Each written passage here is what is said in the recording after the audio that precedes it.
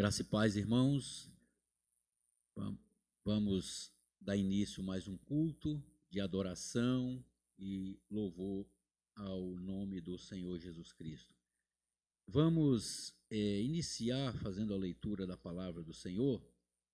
Está na carta do apóstolo Paulo aos Colossenses, capítulo 1, a partir do versículo 15, que diz assim: Ele é a imagem do Deus invisível. Ele é o primogênito de toda a criação, porque por ele foram criadas todas as coisas, as que estão nos céus e as que estão na terra, visíveis e invisíveis. Sejam tronos, sejam domínios, sejam principados, sejam potestades, tudo foi criado por meio dele e para ele. E ele é antes de todas as coisas, e todas as coisas nele subsistem. Ele é a cabeça do corpo, que é a igreja. Ele é o princípio, o primogênito de entre os mortos, para que em tudo tenha a preeminência. Porquanto agradou ao Pai que nele habitasse toda a plenitude, e por meio dele reconciliar consigo todas as coisas, assim as que estão na terra como as que estão no céu, fazendo a paz mediante o sangue da cruz. E a vós também, que era em outro tempo estranhos e inimigo em vossa mente, fazendo obras mas agora os reconciliou em seu corpo da carne por meio da morte, para apresentar-vos santos e sem mancha e irrepreensíveis diante dele, se na verdade permaneceis fundados e firmes na fé, e sem movermos da esperança do evangelho que haveis recebido e se prega em toda a criação que está debaixo do céu, do qual eu, Paulo, me fiz ministro. Palavra do Senhor, exaltando a soberania de Cristo. Nosso Deus e Pai, nós agradecemos ao Senhor por esta oportunidade. Estamos aqui reunidos para te adorar, para bendizer o teu santo nome. Pedimos, ó Pai, que o Senhor venha receber o nosso culto de adoração. Que tudo que for feito aqui, ó Pai, seja conforme a direção do teu Espírito Santo, e o Senhor se agrade do nosso louvor. Assim te pedimos, agradecidos por tudo, em nome de Jesus. Neste momento, vamos chamar a equipe de louvor, que estará entoando hinos em adoração a Deus juntamente conosco.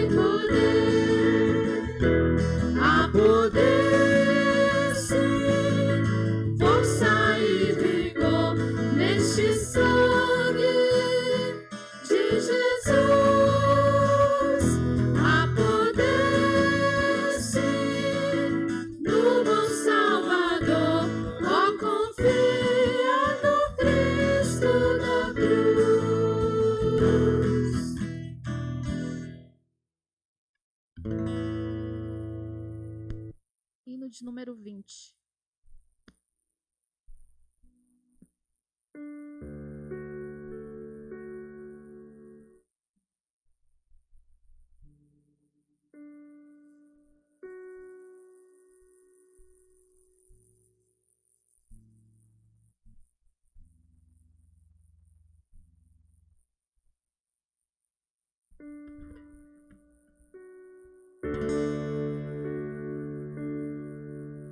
Livres de pecado, vós quereis ficar, olhai para o Cordeiro de Deus. Ele morto foi na cruz para nos salvar, olhai para o Cordeiro de Deus. Olhai para o Cordeiro de Deus. Olhai para o Cordeiro de Deus, porque só Ele vos pode salvar. Olhai para o Cordeiro de Deus. Se estáis tentados em hesitação, olhai para o Cordeiro de Deus.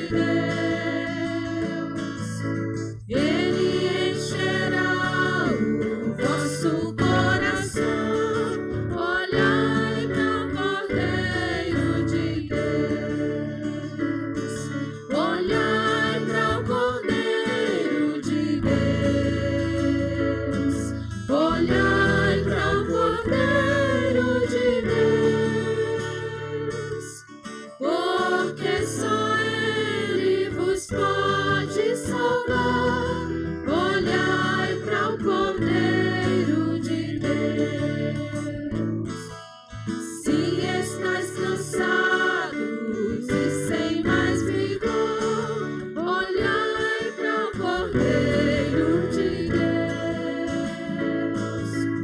Ele vos quer dar seu divino amor. Olhai para o Cordeiro de Deus.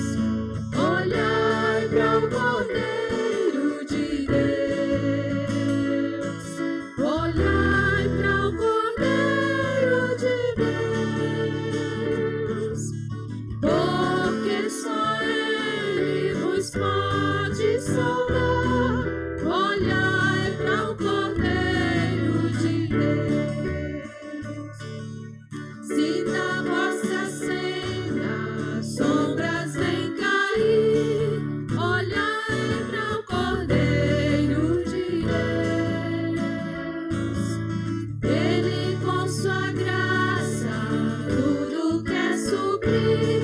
Olhai para o Cordeiro de Deus. Olhai para o Cordeiro de Deus. Olhai para o Cordeiro de Deus. Porque só Ele vos pode salvar. Olhai para o Cordeiro de Deus.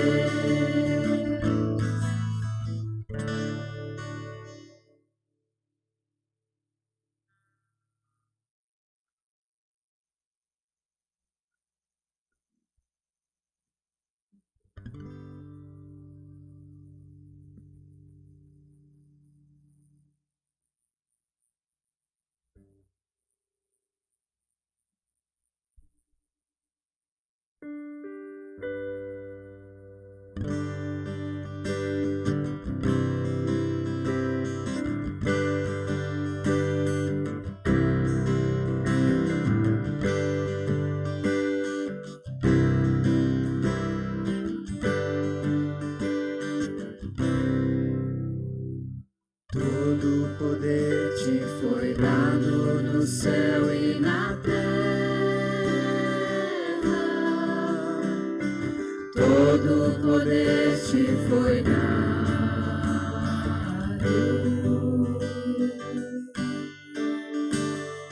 Deus, o Pai, te exaltou sobre todas as coisas. Deus, o Pai, te exaltou.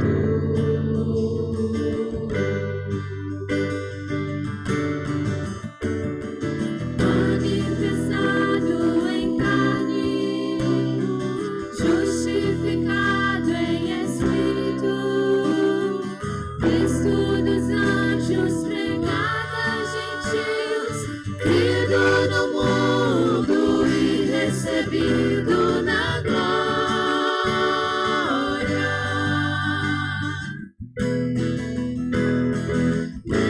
Levantai, ó portas, as vossas cabeças. Levantai-vos, ó entradas eternas, e entrará o Rei da Glória.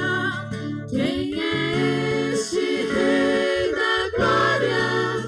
O Senhor forte e poderoso, o Senhor poderoso na guerra.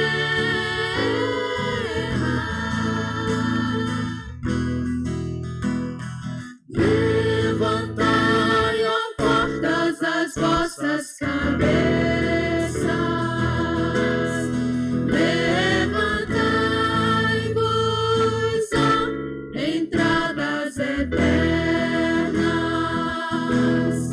e entrará o Rei da Glória.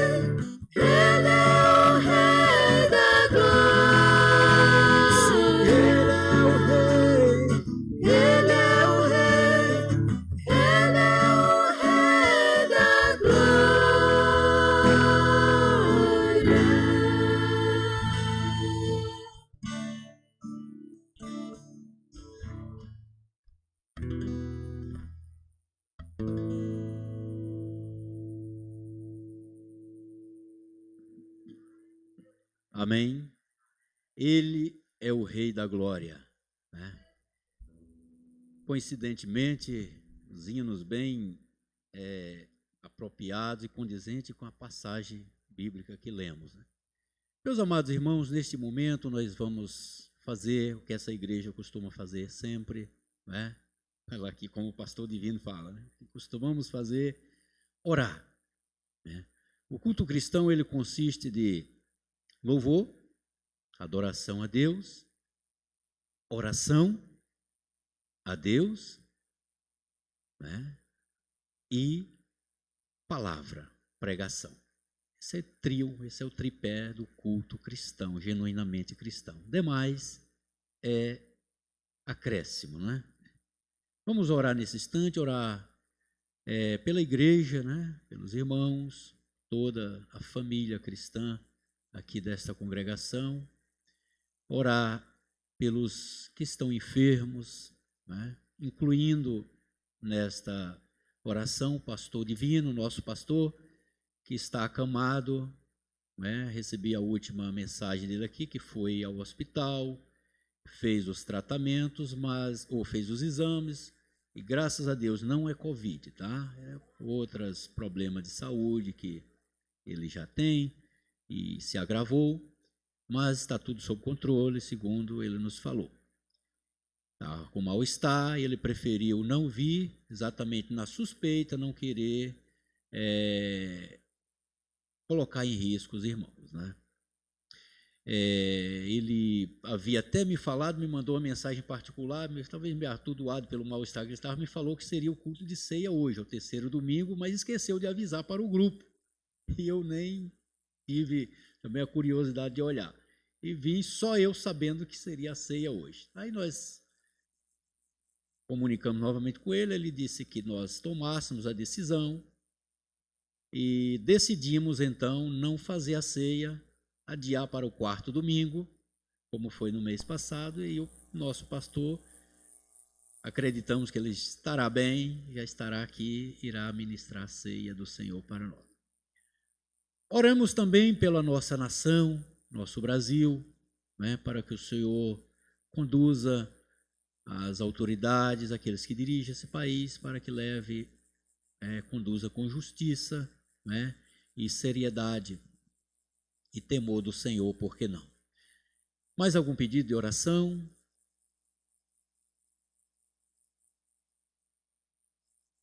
Mãe do Cristiano. Mãe do Cristiano. O Senhor sabe, né? Então, mencionou aqui, o Senhor já ouviu, já anotou lá. Mais algum pedido? Vamos orar então. Nosso Deus, eterno, soberano Pai, agradecemos ao Senhor por esses momentos aqui em Tua presença, Pai. Pedimos ao Senhor a Tua misericórdia, Senhor. Meu Deus, pela Tua igreja, a igreja Shalom em Vicente Pires e todo esse ministério, Senhor. Que o Senhor usa essa igreja como instrumento nas mãos do Senhor para pregar o Teu evangelho, para cumprir os propósitos do Senhor aqui neste mundo. Senhor, meu Deus, em todas as igrejas, Senhor, na face da terra, que invocam o nome do Senhor, que seja um instrumento em Tuas mãos. Pai amado, abra as portas, Senhor, que tudo tenha a providência do Senhor para que a Tua obra seja levada a bom termo. Assim nós Te pedimos, Senhor, também em favor daqueles que estão enfermos, tanto da igreja como outros, como foi mencionado aqui.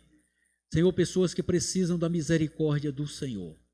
Assista o Senhor ali no leito da enfermidade, traga cura, Senhor, se assim for da Tua vontade e para a glória do Teu nome. Pedimos em favor do nosso pastor, o pastor Divino, que está enfermo, Senhor, o Senhor tenha misericórdia do Teu servo, Pai, restabeleça a sua saúde para que ele esteja em breve aqui conosco. Ó Deus, pedimos, Senhor, a Tua misericórdia, a Tua mão, Senhor, poderosa, estendida também sobre esta nação, sobre o nosso Brasil, ó Pai. Pedimos, ó Pai, que haja temor do Senhor no coração desse povo, desta nação, Senhor. Ó Deus, que todos venham temer ao Senhor e reconhecer a Tua soberania e que o Senhor traga a cura, Senhor. O Senhor venha trazer a cura sobre a nossa nação. Conduza as autoridades, Senhor, em todos os níveis, todas as instâncias do poder, para que, Deus, eles ajam com justiça. Meu Deus, que haja temor do Senhor no coração desses homens, para que conduza essa nação, ó Pai, conforme a vontade do Senhor. E o Senhor venha sarar a nossa terra, Senhor. Deus, pedimos a tua misericórdia. Pai amado, agradecidos por tudo, em nome do Senhor Jesus. Amém. Amados irmãos, como havia dito, nós havíamos preparado uma mensagem para culto de ceia. Iríamos ministrar a ceia do Senhor. Devido a esse equívoco, nós resolvemos então, e nós vamos falar sobre outro assunto. Interessante que os hinos, né? Os primeiros 2 hinos foram cantados, foram hinos, né, assim, de uma certa forma, direcionados para a ceia do Senhor. Porém, o segundo hino eu observei e dizia: olhai para o Cordeiro de Deus. Jesus é por aqui. Então, abra sua Bíblia, se você pode, onde estiver, em casa, aqui na igreja. No Evangelho segundo escreveu Mateus. Evangelho segundo Mateus. No capítulo 17, apenas o versículo 5. Mateus, capítulo 17, verso 5. Ou melhor, eu vou ler do primeiro até o 5. 5 primeiros versículos fica melhor para entender o contexto do fato aqui. 6 dias depois, Jesus tomou a Pedro e Tiago e João, seu irmão, e os levou à parte a um monte alto, e se transfigurou diante deles, e resplandeceu o seu rosto como o sol, e os seus vestidos se fizeram branco como a luz. E eis que apareceram Moisés e Elias falando com ele. Então Pedro disse a Jesus: Senhor, bom é para nós que estamos aqui. Se queres, façamos então aqui 3 tendas, ou 3 cabanas, uma para ti, outra para Moisés e outra para Elias. Enquanto ele falava, uma nuvem de luz os encobriu. E eis que uma voz vinda da nuvem, que dizia: Este é meu filho amado, em quem me comprazo, a ele ouvi. A ele ouvi. É um mandamento. Muito bem. Esta é a passagem bíblica que nós pensamos quando ouvíamos o hino: olhai para o Cordeiro de Deus. É para ele que se deve convergir a atenção. Esse episódio relatado aqui por Mateus, como ficou bem claro, o texto é bem detalhado, o que realmente aconteceu ali. Houve uma visão por parte dos discípulos que testemunharam isso aqui, que viu ali alguma coisa sobrenatural, uma visão. Deus permitiu que eles tivessem uma visão de 2 personagens bíblicos do Antigo Testamento. Ali, segundo os mais renomados teólogos, é bem consensual que o propósito ali seria 2 representantes legítimos da antiga, digamos assim, religião: Moisés e Elias. Moisés, o representante da lei; Elias, o representante dos profetas, ali autenticando então o ministério de Jesus. Muito bem, a visão ela foi empolgante e Pedro, tomado de alegria, de entusiasmo, brada para Jesus: Senhor, é tão bom estarmos aqui. Se o Senhor quiser, podemos construir tabernáculos, podemos construir aqui local de habitação, podemos construir aqui locais, casas físicas para abrigar essas três personagens tão importantes. Em outras palavras, estou parafraseando aqui o que Pedro disse, o entusiasmo era grande. Uma para o Senhor, outra para Moisés, outra para Elias. Bem,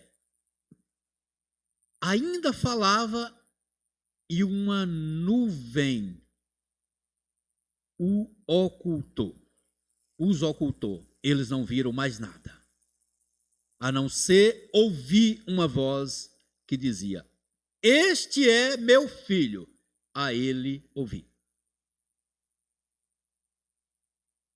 Meus irmãos, nós queríamos intitular essa mensagem O Filho de Deus e a Religião dos Homens. A fé cristã é um conjunto de princípios e valores que consolidam em um modelo de vida, com base em fatos e argumentos sólidos, e não numa religiosidade vazia, respaldada em mero fanatismo utópico. Não, essa não é a fé que pregamos e que cremos. Em verdade, colocam o evangelho acima da religiosidade humana, nem mesmo pode ser considerado parte dela. O evangelho não pode ser nivelado pelo contexto das religiões do homem, não. Nós estamos aqui diante de um fato que apareceram ali dois representantes da, podemos dizer assim, a religião de Deus. Até então, era a revelação que se tinha, a lei e os profetas. Nada errado nisto. O apóstolo Paulo diz: a lei é boa, não há nada que rejeitar. Não havia nada errado na lei, e nem há. Não havia nada errado no ministério profético também. O apóstolo Pedro diz, 1 Pedro, capítulo 1, verso 21, diz que nenhuma profecia foi dada por vontade humana, mas homens santos falaram, inspirados por Deus. De fato, Jesus autenticou o ministério da lei e dos profetas, de Moisés e dos profetas. Jesus disse: eu não vim revogar a lei, eu vim cumpri-la. E eu digo ainda mais, e disse Jesus, que não passará nenhum tio, nenhum jota. Os dois menores sinais, não é? O J, o iota, a menor letra, o menor gráfico do alfabeto hebraico é o iota, né? Iod, no grego iota. Pequenininho, é um risquinho, uma coisinha. Quer dizer, a menor letrinha não vai passar. Jesus quis dizer assim, o menor detalhe da lei não vai passar antes que se cumpra. Então Jesus não veio revogar esta que podemos dizer a religião de Deus. Apenas veio dar uma nova interpretação, uma revelação a mais, ou digamos assim, a verdadeira revelação desta que era então entendida como a religião de Deus, o pacto de Deus com o povo de Abraão, descendente de Abraão, e da linhagem do povo do qual nasceu o Senhor Jesus. Bom, o entusiasmo dos discípulos, especialmente de Pedro, fazia desses valores uma mera religiosidade. O entusiasmo é compreensível. Não é nada de mais entusiasmar.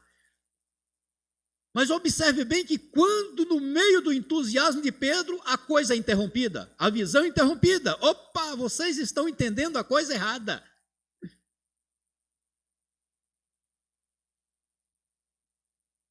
A mera religiosidade. O que era religião de Deus se torna uma mera religiosidade. Pedro já começa a pensar em tabernáculos, em aparato. E a voz vem e diz, opa, ocultou tudo, some tudo, desaparece essa visão. Este é o meu filho amado, é a ele que vocês precisam ouvir. A vez de Moisés e os profetas já foi, agora ouçam a ele. Olhe para o Cordeiro de Deus. A nação de Israel pode e deve estimar a sua fé. Porque não há dúvida de ter sido revelação de Deus. A lei foi revelação de Deus, os profetas foram de Deus. E o apóstolo Paulo diz, qual a vantagem dos judeus? Todas em uma grande escala, porque aos judeus foram confiados oráculos de Deus. Espera aí, o que havia de errado aqui? Não era nada de errado, o que havia de errado era a interpretação. Virou mera religiosidade vazia, rituais mortos, perdeu a essência. Tanto é que o próprio Filho de Deus, a revelação da lei, veio em carne e osso e não entenderam. Não é? Porque essas coisas diz que não foi revelado aos sábios entendidos. Escribas versados na lei não entenderam. Foi dado aos pequeninos, pescadores, cobradores de impostos rejeitados pela sociedade. Eram tidos por corruptos, funcionários corruptos, cobradores de impostos. O próprio Mateus, quem escreveu aqui, era um deles. Zaqueu, o publicano, funcionário público, cobrador de imposto para Roma, tido por traidor da nação e corruptos, que sempre tinham que coletores, eram ladrões, roubava, cobrava mais para ele. Foi desses que Jesus montou a sua igreja, foram esses que entenderam o evangelho. Eram pessoas do submundo, endemoniados, prostitutas, gentios, se agregaram a Jesus. Os sábios entendidos não entenderam, porque fizeram da religião de Deus uma mera religiosidade vazia. A revelação de Deus, agora que estava no seu auge, no seu cumprimento, eles não entenderam, rejeitaram por completo e o cravaram na cruz. Infelizmente, o que for a revelação de Deus, na prática converteu a religiosidade vazia. Essa é a realidade. A religião, aqui, por assim dizer, a religião de Deus, não foi adiante. Não é o caso. A voz vinda dos céus foi bem clara. Este é meu filho, a ele ouvi. Bom, por outro lado, temos também a religião dos homens. Aqui estamos falando da de Deus, a lei, a revelação de Deus. Agora, a dos homens. O que é a religião dos homens? Tem demais. Essa aí é vasta. Essa vai encontrar em todos os lugares, para todos os gostos, com todos os tipos de rituais e de crenças e de ideias, respeitando cada uma delas, mas para quem não pertence ao contexto dela, acha absurdo. Isso não faz sentido, como também para eles a nossa não faz sentido. Aqui é uma questão de respeito, mas existe. A religião dos homens está por aí, com todas as suas modalidades. A maioria delas, ou por não dizer todas, tem base em mera imaginação dos homens. São fruto de fanatismo e supostas revelações. Nasce de vãs filosofias e sutil e pragmática. Quer dizer, deu certo, é de Deus. Não, não é bem assim. A revelação de Deus não pode. Se deu certo, é de Deus. E olha aqui para nós. Às vezes temos a tendência de ser pragmáticos assim. De sermos pragmáticos. Deu certo, é de Deus. Funcionou, é de Deus. Nem sempre quando funciona é de Deus. E nem sempre quando não funciona não é de Deus. Deus tem os seus propósitos. Existe uma coisa chamada desígnio. Quer morramos, quer vivamos, somos do Senhor. Precisamos entender que não vamos entender tudo. Não preciso entender, eu preciso crer. Eu preciso crer que a minha vida, como diz o hino que cantamos, a minha vida está nas mãos do meu Senhor que vivo está. Isso é fé, isso é crer, além do entendimento, não precisa entender tudo. Então, nem sempre o que dá certo é de Deus e o que não dá certo não é de Deus. Não podemos avaliar pelos resultados da coisa, pelo resultado aos nossos olhos, porque às vezes o resultado aos meus olhos é um resultado bom, mas aos de Deus não é. Ele sabe o que faz. Eu preciso entender que ele tem, sabe? Quem precisa saber o que faz é ele. Eu preciso apenas crer. Fé, estamos falando de fé e não de filosofia. Entendeu bem? Fé, filosofia precisa de entendimento, mas fé é crer e acabou. É questão de fé. Conversava com um amigo meu que outrora dividíamos um púlpito pregando. Hoje ele diz que, eu não falo que sou ateu porque ainda não sou mais, sinceramente não sei mais o que sou. E, comentávamos, ele questionava acerca da ressurreição. Eu falei, olha, eu creio na ressurreição, questão de fé, ponto final, não se discute, acabou. Fé não se discute.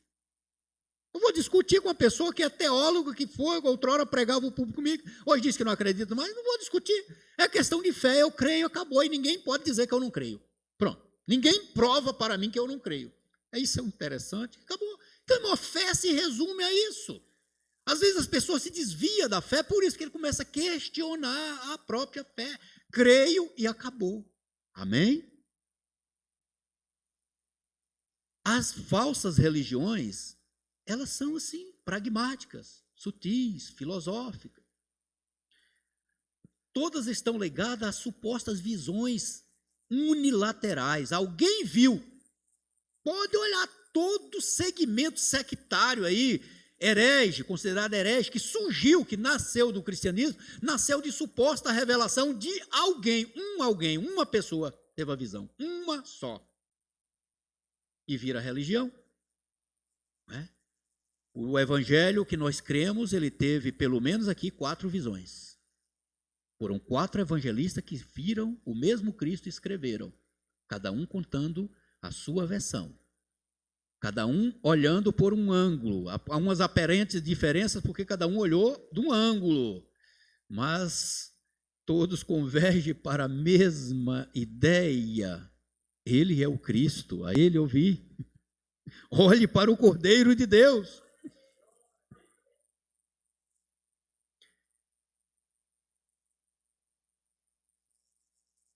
O Evangelho é visto de várias formas e por muitos. O apóstolo Paulo diz que é a multiforme graça de Deus. Não dá para bitolar a fé cristã. O cristão tem que ser assim, assim, bitolar. Não dá. Tem várias maneiras de Deus operar. Em mim ele opera de um jeito, em você de outro.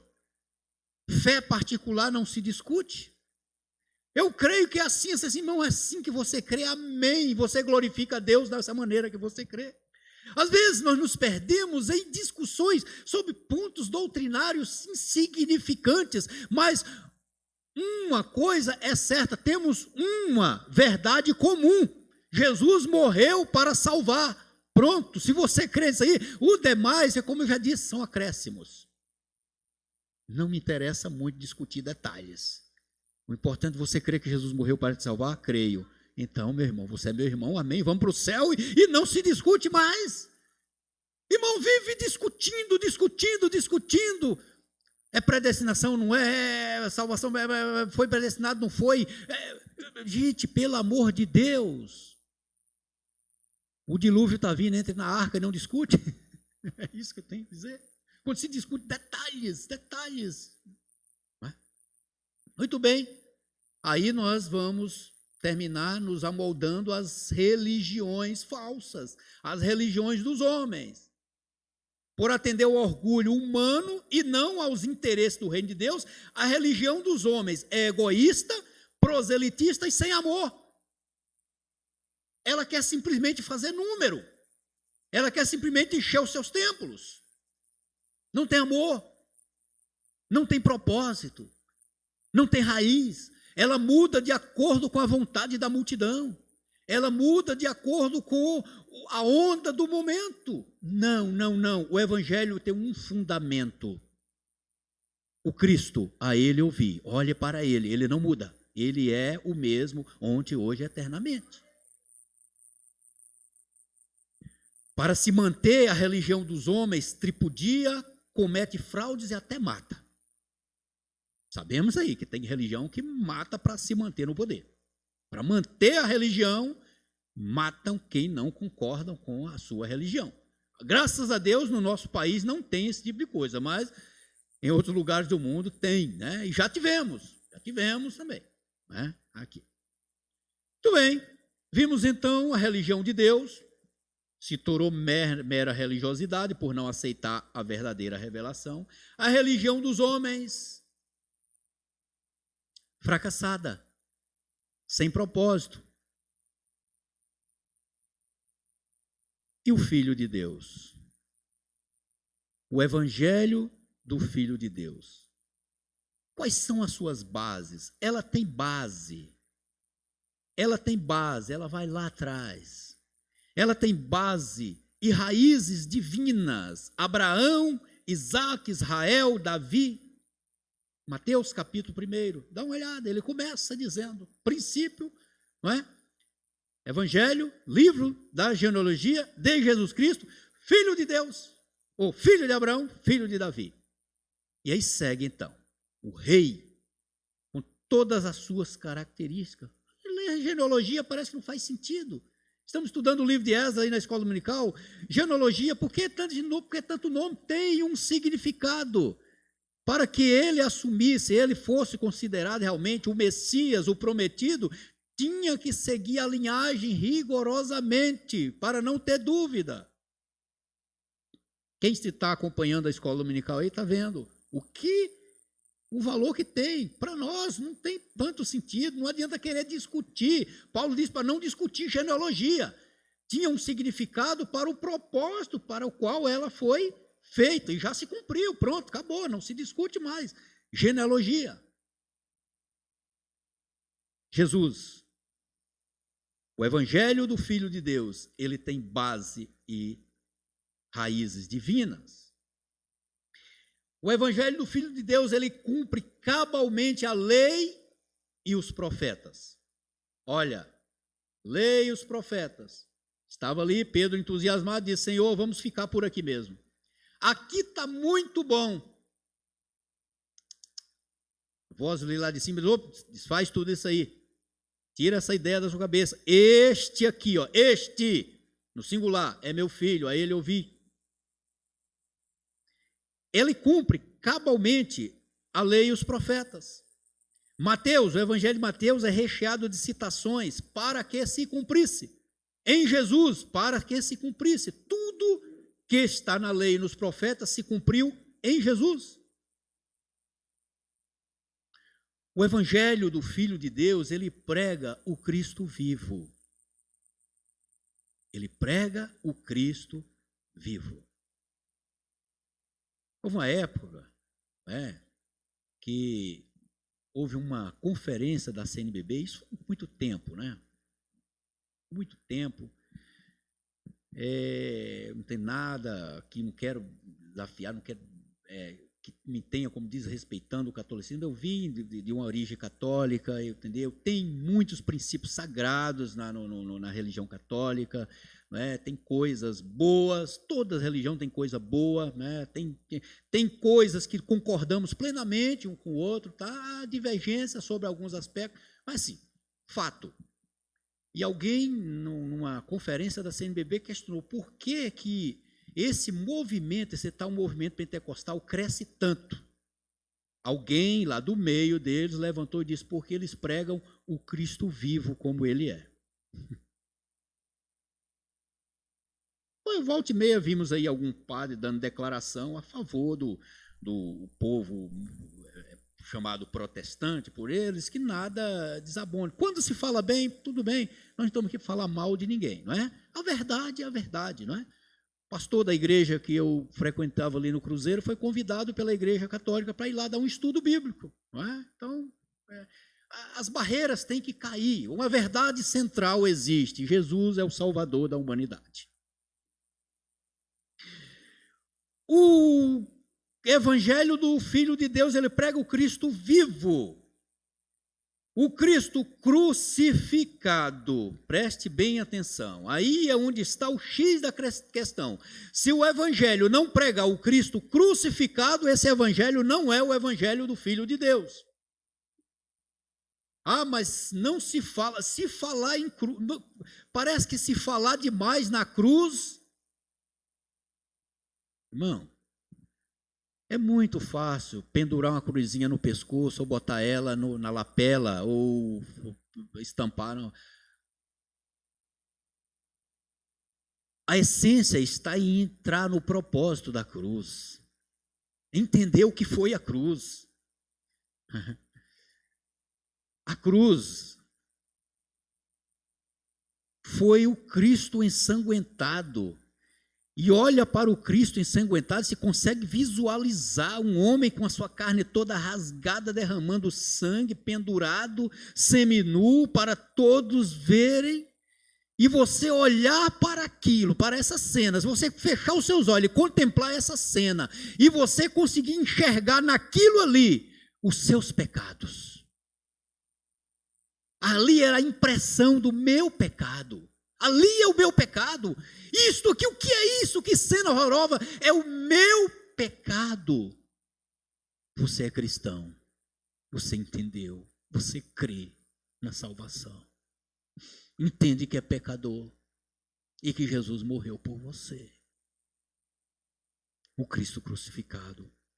Paulo, o apóstolo Paulo, primeira carta aos Coríntios, capítulo 1, verso 23, ele diz, olha, quando eu fui ter com vocês, eu não usei com palavras de sabedoria, a vã religião, a vã filosofia, não, eu cuidei de uma coisa, unicamente uma coisa, de pregar a vocês Jesus Cristo e este crucificado. Bem, mas o Evangelho do Filho de Deus prega o Cristo crucificado, mas também o Cristo ressuscitado. O meu Jesus não está morto, ele foi crucificado, mas não está morto, ele está vivo, o Cristo vivo. Eles pregam o Cristo vivo, que coisa maravilhosa, que verdade profunda. 2 Timóteo, capítulo 2, verso 8, diz, Paulo fala de Jesus Cristo ressuscitado segundo o meu evangelho. Paulo toma assim a propriedade, toma o pronome possessivo, ele se apegou tanto ao evangelho, à graça, à pregação da fé, que ele chegou a chamar de meu.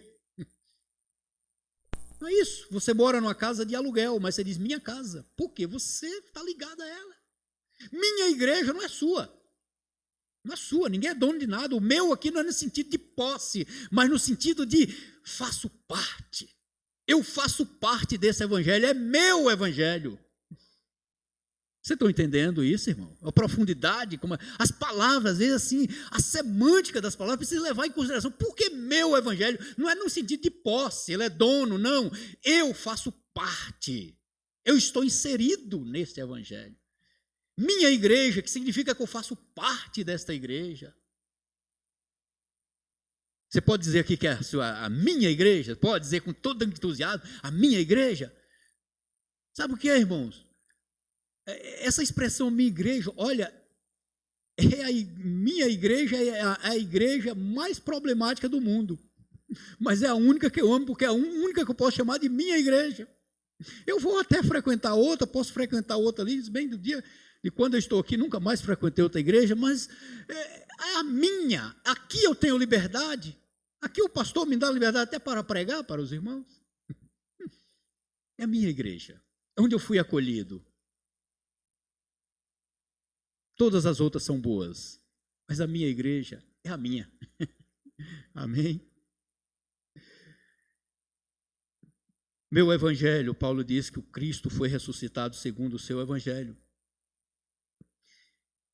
Mas o evangelho do Filho de Deus prega também o Jesus glorificado.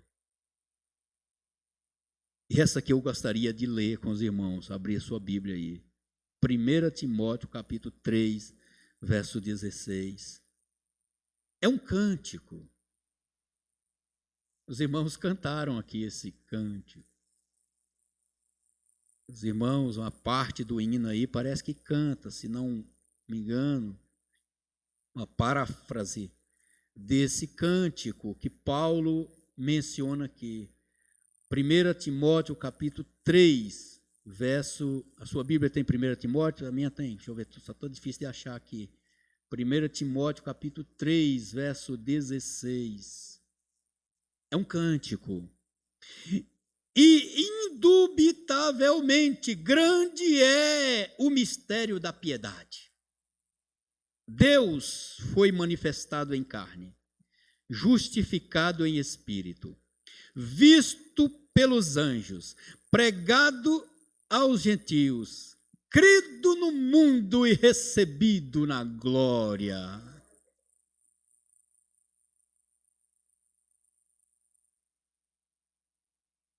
Isso é o que prega o evangelho do Filho de Deus.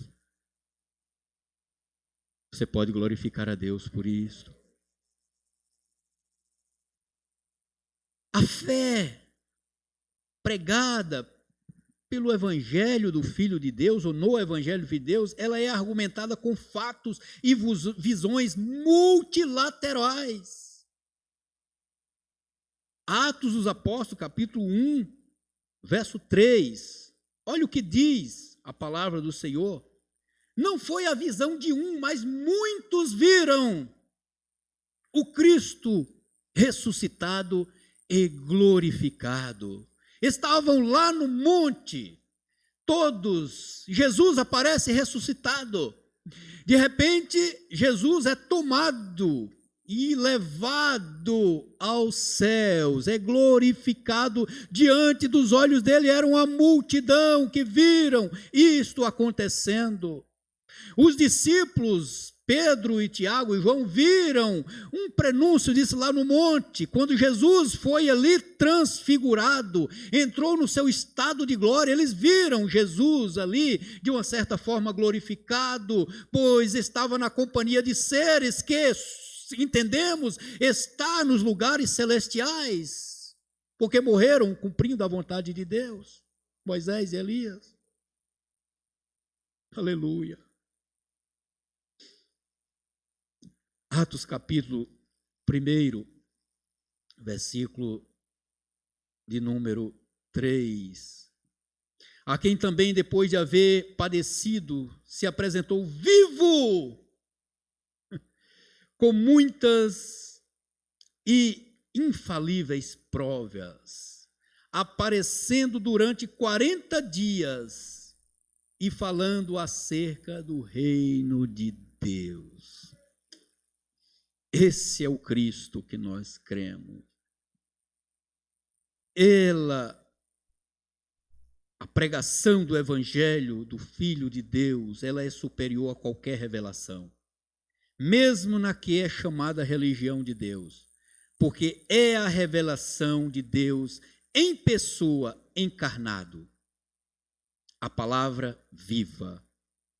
O Evangelho de João, no capítulo 1, diz que era o Verbo no princípio, o Verbo se fez carne e habitou entre nós. E lá na primeira epístola de João, ele diz assim: olha, aquilo que nossos olhos viram, nossos ouvidos ouviram, nossas mãos apalparam, nós pegamos nele, acerca do verbo de Deus.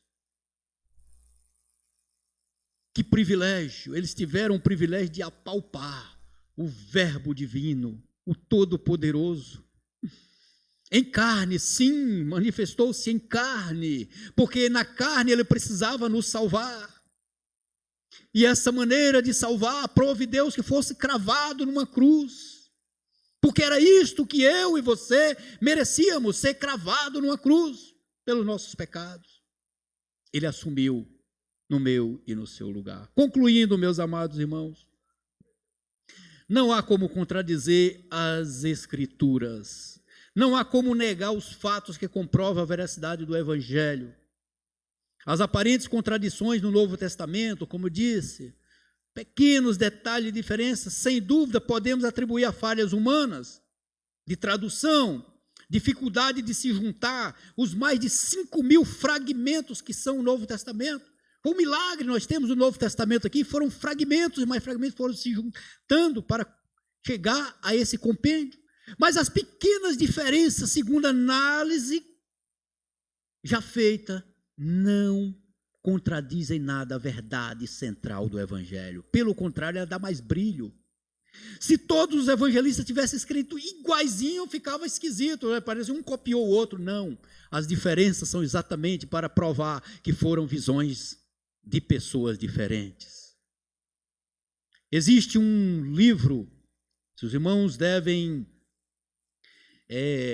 sugiro que pesquise, veja, de Joseph McDowell.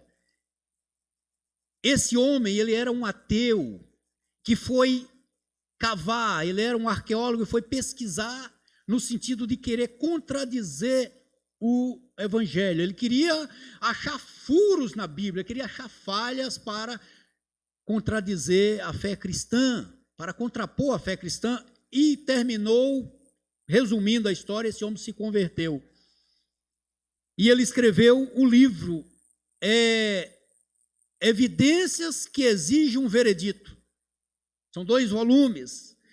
E ele mostra isso, fez toda a análise que as diferenças, as pequenas diferenças que há entre os escritores, exatamente que reforça a autenticidade do Evangelho.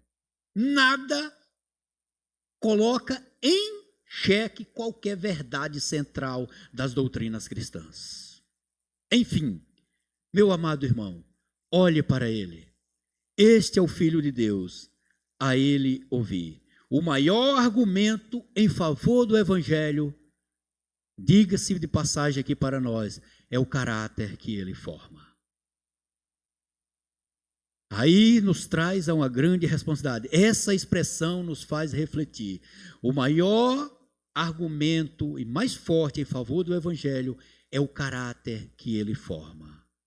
Se o meu caráter não condiz, deixa a desejar, eu tenho que rever realmente se eu estou olhando para o Cristo de Deus. Deus nos abençoe. Que Deus nos dê a visão de olhar para o Filho de Deus. Que o Senhor nos dê a graça de permanecer firme, olhando para Cristo, o autor e consumador da nossa fé. Este é o Filho de Deus. É o meu filho amado, disse Deus, a ele ouvi. Neste momento nós vamos passar para a equipe de louvor, estará entoando mais um hino e em seguida estaremos então orando, encerrando o culto nesta noite. Amém?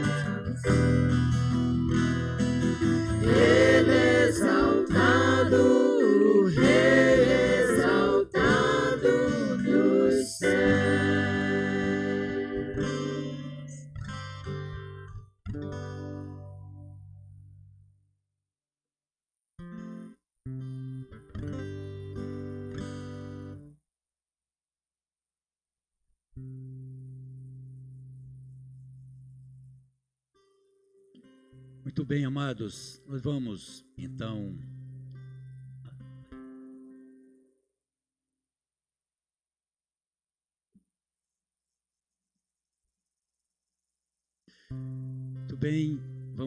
orar, encerrando, graças a Deus. Está tudo bem com os irmãos? Amém? Deus abençoe então.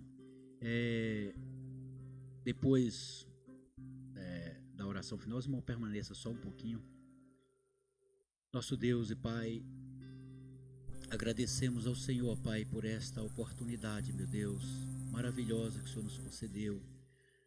Agradecemos, ó Deus, pelo que o Senhor fez aqui em nosso meio hoje, por ter nos reunido aqui, Senhor, para entoarmos a Ti adoração, louvor ao Senhor.